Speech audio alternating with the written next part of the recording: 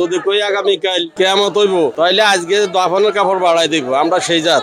খালি লেবু 80 টাকা কেমনি খাবো আমরা? আমাদের দেশে চোর গেছে বইরা 24 সালে যা কিনছে 25 সালে দেখতেছে আরো বেশি। প্রচুর দাম কেনা যায় না, বুঝছেন, খাওয়া যায় না। খুব কষ্ট হইতাছে, অনেক কষ্ট চলার।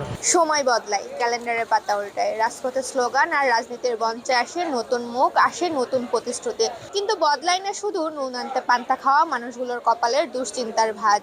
সিয়াম সাধনার আনন্দের এই মাসে তাদের কাছে এখন আনন্দের চেয়ে বড় হয়ে দাঁড়িয়েছে বেঁচে থাকার লড়াই। আর হবে না এই বেকানো দ্রব্যমূল্যের ঊর্ধ্বগতিতে যে নাজেহাল তারা। জানবো বিস্তারিত তাদের কাছ থেকেই।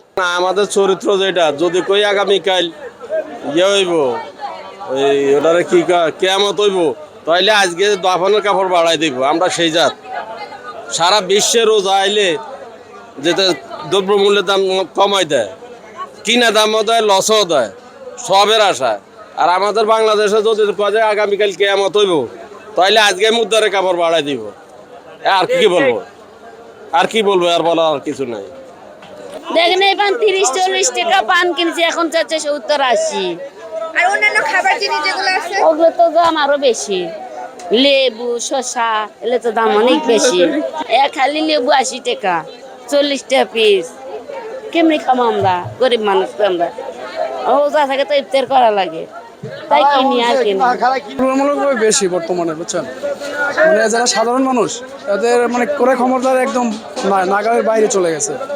এই জন্য একটু কর্তৃপক্ষের অনুরোধ করবো আপনাদের মাধ্যমে যেন বাজারটা একটু নিয়ন্ত্রণ করে, যেন গরিব মানুষ যারা আছে তারা যদি সঠিকভাবে একটু কেনাকাটা করে খাইতে পারে, যারা মানে দিন আনে দিন খায় তাদের মানে যদি ক্রয় ক্ষমতার মধ্যে নিয়ে আসে। এই জন্য আমি কর্তৃপক্ষের দৃষ্টি আকর্ষণ করছি আপনাদের মাধ্যমে। দেশের পুরোই এই যদি থাকে 150-200 টাকা করে, তাহলে কি আর থাকার। এই আমাদের দেশে চোর গেছে বইরা, এখন আর কোনো শান্তি নেই। যে কোনো জায়গায় যে কোনো জিনিসই হাত দিই, এই যে আপেল 300-400 টাকা করে খাওয়া তো সম্ভব না। মাছ, মাংস, ফল, ফ্রুট যা আছে গত বছরের তুলনায় এই বছর দাম বেশি, অনেক বেশি।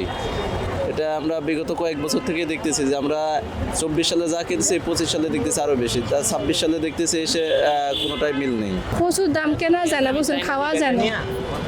আমরা গরিবের জন্য খাইতে পারবো না এই দাম।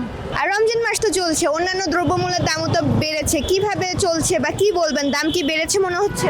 দাম একটু বাড়তি লাগে, অনেক বাড়তি। কোন কোন জিনিসের দাম বাড়তি বলে মনে হয়? সব কিছুর দামই বাড়তি, নিত্য প্রয়োজনীয় যা জিনিস আছে সবই বাড়তি। চালাচ্ছেন কিভাবে, যেহেতু দাম বেড়েছে, রমজান মাস সেটাও চালাতে হচ্ছে, কিভাবে চালাচ্ছেন? খুব কষ্ট হইতাছে, অনেক কষ্ট চলার।